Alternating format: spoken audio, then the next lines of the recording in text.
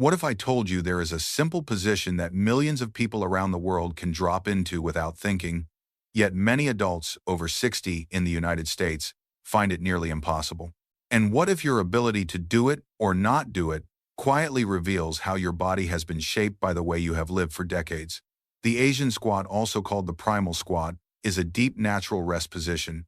In many parts of Asia, people of all ages use this as their everyday way to pause while they talk, eat, wait, or simply take a break. For those of us in the West who grew up sitting in chairs, this position can feel foreign or even painful.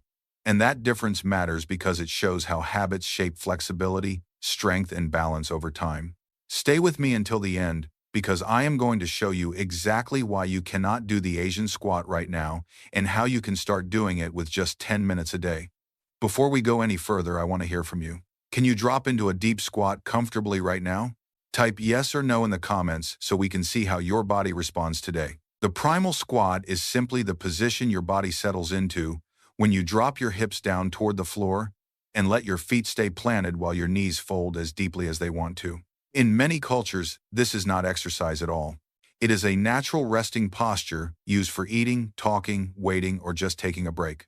People grow up moving in and out of this position every single day, so their joints stay used to that full range and their muscles know exactly how to support them. For many people in the West, this same position feels tight, awkward, or even painful, and it is not because something is wrong with their anatomy. It is because their bodies have been trained for a different pattern. When you spend decades sitting in chairs with your hips and knees locked at 90 degrees, your muscles adapt to that shape and they get very good at holding you there. Over time, the muscles that should let you sink into a deep squat become shorter, weaker, or simply uncoordinated, and the ones that should stabilize your spine in the bottom position do not fire the way they need to. That is why the primal squat feels impossible for so many older adults in the United States, and none of it has to do with race or genetics. It is habit. It is repeated position practice. Your body becomes excellent at whatever you do most often, and if you have not practiced this movement for 50 or 60 years, of course it is going to feel challenging at first. To lower yourself into a true Asian squat, your body needs a combination of flexibility and strength that most of us simply have not practiced in decades. Your hamstrings need enough length to let your hips drop without pulling your spine forward. Your glutes and adductors have to open so your knees can move comfortably into that deep folded position.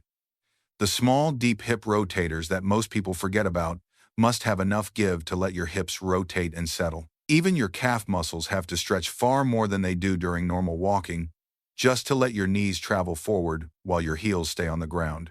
Strength matters just as much. The anterior tibialis muscles along the front of your shins have to work to keep your ankles stable at the bottom. The stabilizers around your spine have to stay awake so your chest does not collapse and your balance does not fall apart. None of this is a talent you are born with. It is the result of daily habits shaping your muscles year after year. And this is where ATM always think muscles become so important, because the position of your bones is always controlled by the muscles you train the most. When people say they cannot squat because they are not Asian, that is simply not true. Growing up in Asia does not magically give someone the ability to squat deeply.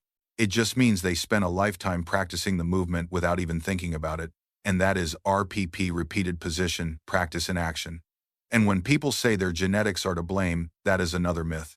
There is no gene that stops you from folding your hips and knees. What stops you is years of not asking your muscles to do the job. Your body becomes incredible at what you repeat, and if deep squatting has not been part of your life, your muscles will not be ready yet. The encouraging part is that muscles respond quickly at any age when you give them the right practice. 10 minutes a day is enough to start unlocking the hips and rebuilding the strength you need for the Asian squat. And these two movements are especially effective for adults over 60 because they give your joints support while still challenging your muscles in a safe way. The first movement is called supported squat lowers. Place your hands on a chair or a wall so you feel steady, then slowly lower your hips toward the floor, only to the depth your body can handle today.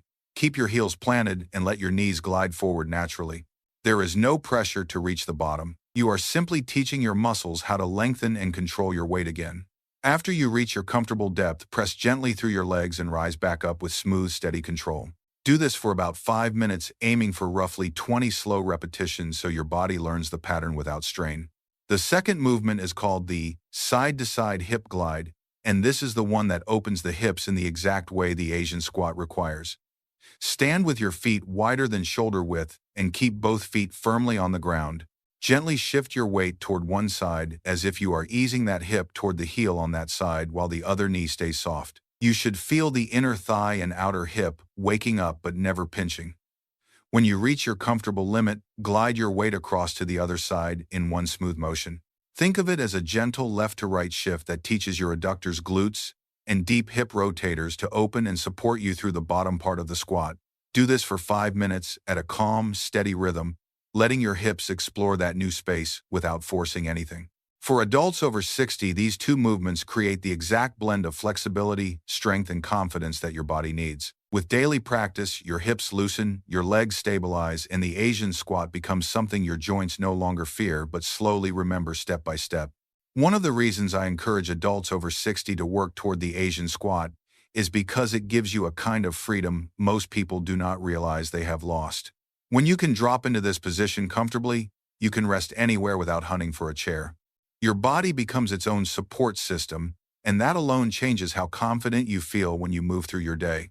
The simple act of lowering yourself into the squat and standing back up again also maintains leg strength in a way that protects you as you age. Every controlled descent and every smooth rise asks your hips, knees, and ankles to work together, and that pattern keeps the muscles that support your balance alive and responsive. Over time, your mobility improves because the hip joints stay open and the surrounding muscles stay strong. This carries into everything from walking and gardening to getting up from the floor without hesitation. And there is something even more meaningful. When you can get down to the level of your grandkids without struggling, you stay part of their world. You can play, you can interact, you can move with them instead of watching from a chair. That kind of independence and connection is what makes this practice worth the effort. The Asian squat is not just a movement. It is a way to keep your body capable, your joints youthful, and your daily life more flexible and enjoyable. If you want to learn the Asian squat as an adult over 60, there are 3 principles that make all the difference, and once you understand them, the whole process becomes much more doable. The first principle is accepting a little discomfort. Not pain, but the natural tightness that shows up when your body starts relearning something it has not practiced in decades. Your muscles and joints are simply waking up, and that feeling is part of the process. When you expect it instead of fearing it, you stay calm, and your body adapts faster. The second principle is committing daily. Progress does not come from one long session once in a while. It comes from short, consistent practice that tells your nervous system, this new position is safe. You never force yourself into sharp pain, and you never push through anything that feels wrong, but you do show up even on the days when your hips feel stiff. Those are the days the work counts the most. The third principle is daily squat practice, even if your squat is shallow. A shallow version still trains flexibility, still strengthens the legs, and still teaches your body how to organize itself in that lowered position. 5 minutes a day is enough, and you can break those minutes into small chunks. Hold on to a chair or a counter if you need support. What matters is the repetition, the rhythm, and the message you are sending your body. And if you want to go deeper faster, there are supporting exercises that help open the hips, strengthen your spine, and prepare your ankles for the full depth. I will link to a video that walks through 3 of the most effective ones so you can blend them into your routine. When you follow these principles, the Asian squat stops feeling like an impossible goal and starts becoming a skill you rebuild piece by piece. Your body listens to what you repeat, and it will surprise you with how quickly it responds. As we wrap up, I want you to remember the 2 ideas that shape everything we talked about today. ATM, always think muscles, and RPP, repeated position practice. Your muscles decide where your bones go, and your body gets good at whatever you repeat day after day. That is the whole secret behind the Asian squat. It is not youth, it is not luck, and it is definitely not genetics. It is simply practice in the right direction, and every adult over 60 can improve when these principles guide the work. If you follow the 3 principles we covered, accept a little discomfort, commit daily, and practice the squat, even in a shallow version, your body will change faster than you expect. Your hips will loosen, your legs will grow steadier, and your confidence will rise with every week of consistent effort. And here is what I want you to picture.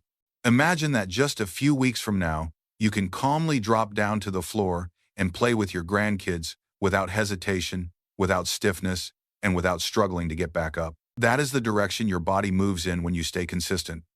To start that journey today, join the 10-minute-a-day Asian Squat Challenge. Type YES in the comments if you are ready to begin and unlock real mobility this month. And if this video helped you take a step forward, please like it, subscribe to the channel, and share it with someone who wants to rebuild their mobility too. Small changes create big independence when you stay with them. Pain sucks, life should not.